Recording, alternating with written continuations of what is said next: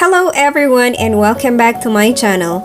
Last November of 2020, I saw the group of maintenance crew here in Vidinha Park planting bulbs of tulips around the park, and I just had the urge to take a video. But unfortunately, my device got corrupted, so I lost most of the first part of planting. So I just decided to replace it with a picture taken from the internet. Well, hope you like it. This is a random documentary about the growth of tulips. So what does tulip flowers symbolize? The most common meaning of tulips is perfect and deep love. As tulips are a classic flower that has been loved by many for centuries, they have been attached with the meaning of love. They are ideal to give to someone who you have a deep unconditional love for, whether it's your partner, children, parents, or siblings.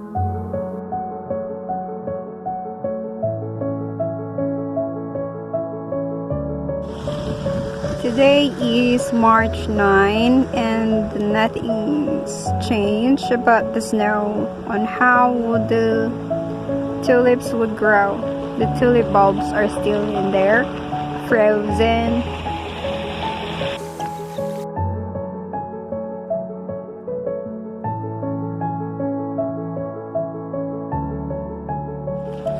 So we'll be showing you this area as soon as the tulips will be, or other flowers will be growing.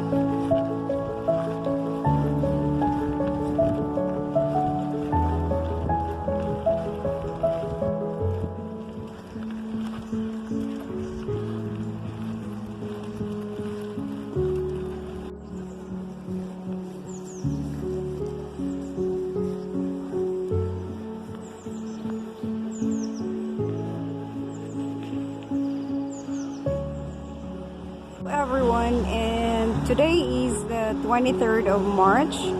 My last video was last February 15 or 16, 17, I forgot, but these are the changes so far. So we are here to check on how long will those tulip bulbs stay under the ground before they sprout out.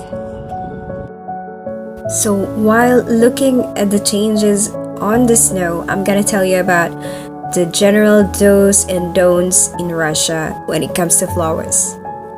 Do: give only an odd number of flowers. Even numbers of flowers are used for funerals and sympathy arrangements. Well, the importance of sticking to this custom can't be emphasized enough. But if you're buying a girl roses, it's much better to buy her 13 rather than 12.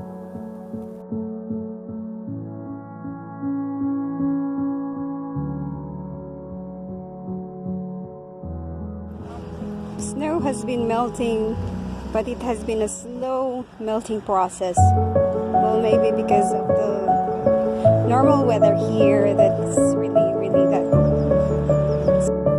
Let's continue with do. Do give flowers on the following occasions, as it is very much expected. 1. On public holidays such as New Year, January 1st, Valentine's Day, which is February 14th, Women's Day, which is March 8th, Knowledge Day, which is September 1st, and Teacher's Day, which is October 5. Second, on anniversaries and dates with a woman. Third, for special occasions such as birthdays, promotions, graduations, returning after a long trip. Fourth, as an act of sympathy when someone is in the hospital or basically, if there's an occasion where you're not sure whether to give flowers, always give flowers. It will brighten up everyone's day. Now let's move on for don'ts. Don't ever give red carnations when giving flowers as a romantic gift. They are associated with Soviet Union holidays. In Russian culture, flowers are not only meant to be beautiful, they also all have their own meanings. If you give flowers to a Russian, they will almost certainly read into the color or the type of flower that you choose. Yellow? A big no-no. In Russia, yellow flowers are a symbol of sadness, deceit, or an impending breakup. So, don't give your date a big yellow bouquet. There's even a famous breakup song called "Zoltay Tulpan," or in English, it's "Yellow Tulips." Here is a little tip on giving flowers to Russians. Number 1 is the right color. Flower gifting etiquette in Russia gives particular importance to colors. Pay attention to the person for whom you plan to give flowers. For younger women, it is best to go for pink or blue flowers, and they will surely be delighted. Also, avoid gifting red roses to unmarried young women. In Russian culture, these red flowers are symbolic of passion, desire, and fire. However, it is okay to gift bright red flowers to middle-aged ladies and elderly. Avoid gifting yellow flowers again to your romantic interest, as Russian associates yellow flowers with unfaithfulness. Furthermore, they consider that gifting a bouquet of yellow flowers lead to a breakup. So here we go again with the number of flowers. It is another Russian tradition that requires your attention in giving the number of flowers. It will always depend on the occasion. Never overlook or underestimate this tradition of Russian culture. Bouquets of flower arrangements with even numbers of flowers are appropriate only for funeral processions and memorial services. Russians consider even the number of flowers as a symbol of grief and farewell. On the other hand, the odd quantity of flowers is viewed as an expression of happiness and celebration. Therefore, 1, 3, 5, 7, and so on are the right number when planning a bouquet for a happy occasion. Different numbers of flowers in a bouquet have different meanings as well. Well, for instance, a single flower means you are the only one for me, whereas 5 flowers in a bouquet express I love you. Let's go to the third tip. Flowers to choose. Although you can go with any flowers for gifting in Russia, there are specific flowers that are more popular. We suggest that especially for girls, you should go to what their culture prefers. Like everywhere else, roses. Roses are amongst the most popular flowers here in Russia. Red and white roses always remain high in demand. Roses are apt to express your love and romantic feelings for your partner. If you are attempting to convey something affectionate, carnations will be appropriate. During the holiday seasons, carnations are highly preferred by all primarily adult ladies. For the grown one and elderly ladies, carnations are the best, even better than roses. Lilies are associated with a legend here in Russia, following which the flower is used in divination here. However, avoid gifting these flowers as a wedding present. Let's go for the number 4 on the list. Different flower etiquettes for different occasions. When planning to gift flowers for love, dating, and similar occasions, it is always better to know the lady's taste. While all will love roses, however, few can consider these roses as a little cheesy. If it's the start of the relationship, play safe with pink and white colors of flowers. You can go for bolder shades once your relationship blooms. You can avoid the color red of carnation. Carnations here in Russia are always associated with national holidays. Try to prefer fresh flowers as it symbolizes care and longevity of the relationship.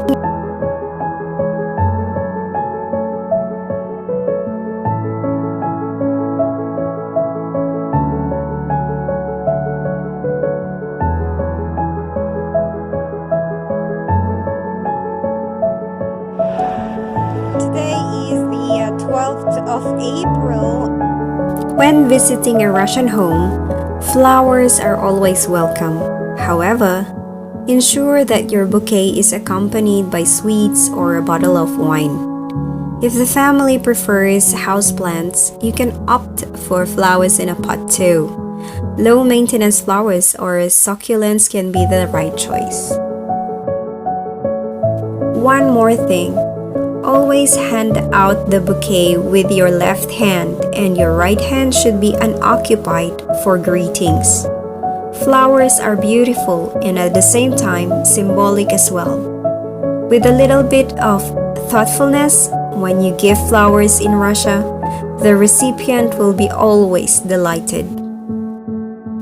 In other countries, flowers are typically reserved for special occasions or grand gestures, but in Russia, they are part of the everyday language one uses to express affection, gratitude, or congratulations to friends and loved ones. As far as bouquet of mixed flowers go, there are no strict rules to their arrangement.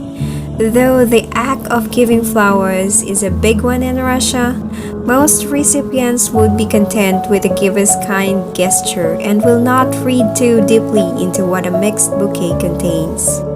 When it comes to occasions, the first thing to keep in mind is that Christmas is not as widely celebrated in Russia as it is in other countries. New Year's, on the other hand, is seen as one of the most important days of the year and is one when Russians are most likely to give each other gifts and bouquets. And the most important day in gift and flower giving in Russia is undoubtedly the 8th of March. This holiday is most fervently celebrated, and its citizens spare no expenses when it comes to the gifts and flowers. It is International Women's Day. Tulips, in Russian, tulpan, form a genus of spring-blooming perennial herbaceous bulbiferous geophytes, or in short, having bulbs as storage organs. The flowers are usually large, showy, and brightly colored, generally pink, red, yellow, or white, usually in warm colors. They often have different colored blotch at the base of the tepals, or the petals and sepals collectively, internally, and because of a degree of variability within the populations and a long history of cultivation, classification has been complex and controversial.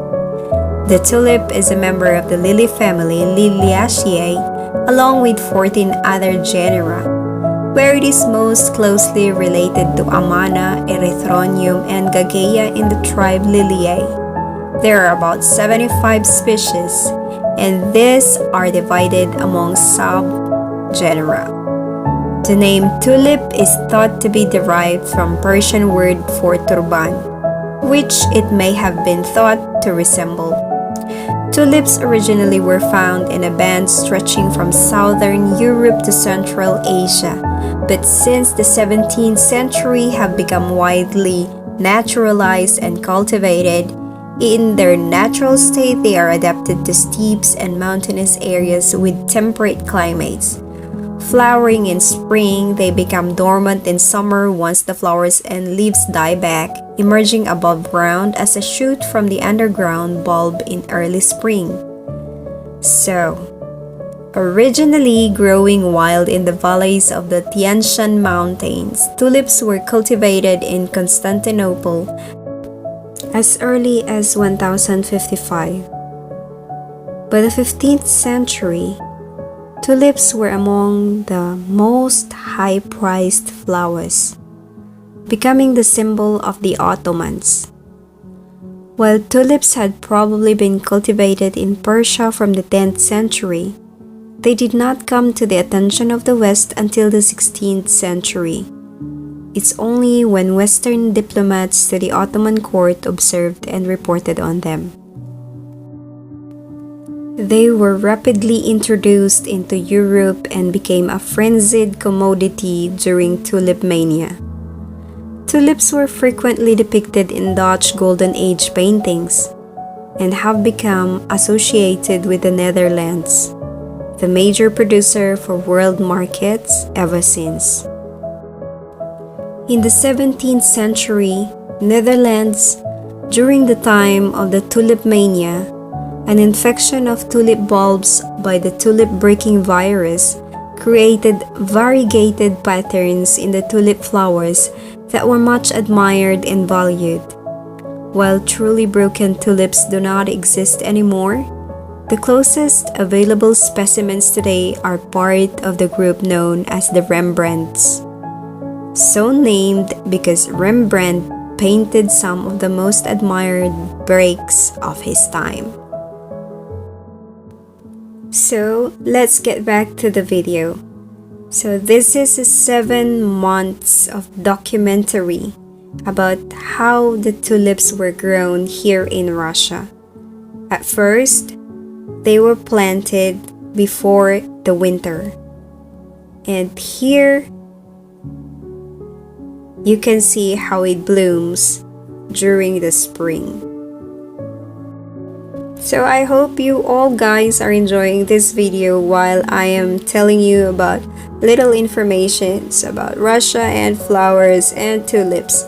So mega love shout out to all members of the Eager Dreamers and to all the people who are here. Mega love shout out. And not yet the end, come on guys. Here are some photos for faster track of the tulips. So again guys, I would like to tell you that the tulip bulbs were planted November of 2020 and these are the photos so far as the developments or the weather changes.